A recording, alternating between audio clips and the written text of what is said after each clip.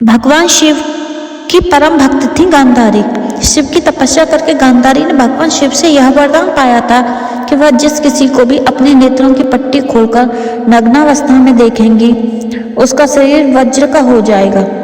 भीम से युद्ध से पहले ऐसे में गांधारी ने अपनी आंखों की पट्टी खोलकर दुर्योधन के शरीर को वज्र का करना चाहा, लेकिन कृष्ण के बहकावे में आकर दुर्योधन ने अपने गुप्तांगों को पत्तों से छिपा लिया, जिसके चलते उसके गुप्तांग और जांघें वज्र के समान नहीं बन पाई।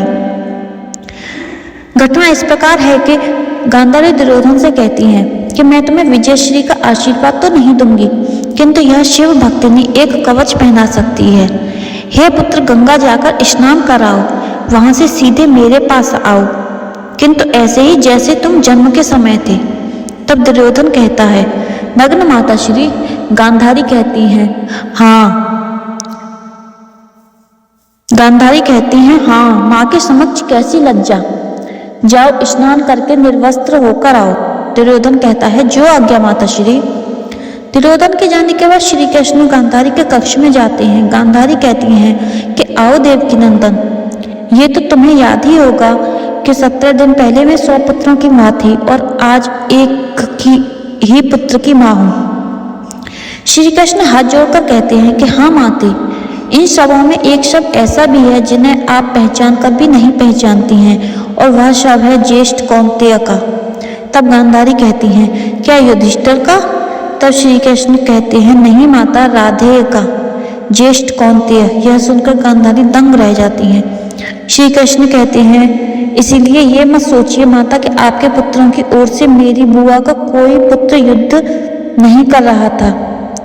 यह राज बताकर श्री कृष्ण शिविर से बाहर निकल जाने लगते हैं। तब रास्ते में दुर्योधन नग्नावस्था में अपनी माता के शिविर में जाता हुआ श्री कृष्ण को दिखाई देता है।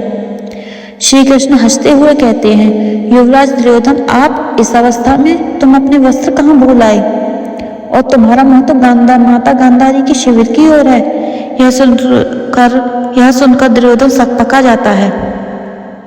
तब श्री कृष्ण कहते हैं कि क्या तुम अपनी माता के पास इस दशा में जा रहे हो? तब दुर्योधन कहता है कि माता श्री का यही आदेश था। तब श्री कृष्ण कहते हैं, किंतु वो तुम्हारी माता हैं, उन्होंने अनेक बार तुम्हें गोदी में लिया होगा। तुम तो पुत्र हो, लेकिन अब एक वयस्क पुत्र हो, और कोई वयस्क अपनी माता के सामने पूर्ण नग्न नहीं जाता। युवराज, भारत वंश की तो ये परंपरा नहीं है। किंतु श्री कृष्ण हंसते हुए कहते हैं, किंतु तुमने तो भारत वंश की परंपरा का पालन करना कभी का छोड़ दिया। जाओ जाओ, माता का प्रतीक्षा नहीं करवाना चाहिए, जाओ। यह कहते हुए श्री कृष्ण हंसते हुए वहां से चले जाते हैं। तब दुर्योधन सोच में पड़ जाता है कि फिर वह अपनी गुप्तांगों पर केले के पत्ते लपेटकर माता गांधारी के समक्ष उपस्थित हो जाता है और कहता है कि मैं स्नान करके आ गया माता श्री। तब गांधारी कहती हैं कि मैं क्षण भर के अपनी आंखों पर यह पट्टी खोलने जा रही हूँ। मैंने तुम्हारे भाइयों को तो नहीं देखा, मैं तुम्हें आज देखूंगी।